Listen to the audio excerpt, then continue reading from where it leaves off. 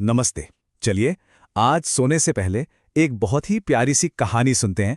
एक नन्हे से बहादुर बकरी की और एक बड़े से बाघ की। और पता है, इस कहानी से हम सीखेंगे कि असली हिम्मत, सच्ची वाली हिम्मत आखिर होती क्या है। तो अब आराम से लेट जाओ, अपनी आंखें धीरे धीरे बंद कर लो और चलो मेरे साथ चलते हैं सपनों की दुनिया में। वहां एक बहुत ही जादुई कहानी हम सबका इंतजार कर रही है। चलो सोचते हैं, एक बहुत बड़ा घना सा जंगल है, एकदम हरा भरा। सूरज की रोशनी है ना, वो पत्तों के बीच से छन छन कर नीचे जमीन पर आ रही है, जैसे नाच रही हो। और उसी शांत से जंगल में एक बड़ा सा बाघ धीरे धीरे घूम रहा था। और पता है क्या, वो जो बाघ था ना, वो बहुत बहुत ही ज्यादा भूखा था। उसके पेट से तो गुड़ गुड़ गुड़ की आवाजें भी आ रही थी।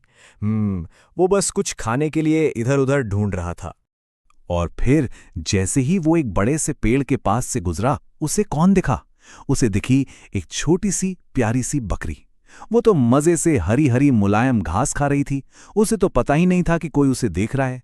अब बाघ तो बहुत भूखा था, तो उसने अपनी भारी सी आवाज में बोला, वाह, आज तो तुम्हें खाकर बड़ा ही मजा आएगा। पर उसकी आवाज डरावनी बिल्कुल नहीं थी, बस ऐसी थी जैसे किसी को बहुत तेज भूख लगी हो। अब जरा सोचो तो, इतने बड़े बाघ को अपने सामने देखकर क्या वो नन्ही सी बकरी डर गई होगी? क्या वो अपनी जान बचाने के लिए सरपट भागी होगी? लेकिन नहीं, सबको हैरान करते हुए वो छोटी सी बकरी डरी ही नहीं। वो तो बिल्कुल शांत खड़ी रही और अपनी छोटी छोटी आंखों से उसने बड़ी हिम्मत से उस बाघ को देखा। ऐसा लग रहा था मानो कह रही हो, मैं तुमसे नहीं डरती। और फिर उसने अपनी बहुत ही प्यारी लेकिन एकदम हिम्मत वाली आवाज में कहा, एक मिनट रुको बाघ भाई, प्लीज मुझे अभी मत खाओ। देखो, ऐसा नहीं था कि बकरी को डर नहीं लग रहा था। उसका दिल भी तो जोर जोर से धक धक कर रहा था। पर उसने अपने डर को खुद से बड़ा नहीं बनने दिया। वो ये बात अच्छी तरह जानती थी कि अगर वो डर गई तो फिर वो कुछ सोच ही नहीं पाएगी, और इस वक्त उसे सोचने की सबसे ज्यादा जरूरत थी। तो उसने क्या किया? उसने एक लंबी गहरी सांस ली। हाँ, बिल्कुल वैसे ही जैसे हम सब लेते हैं जब हमें थोड़ी हिम्मत चाहिए होती है।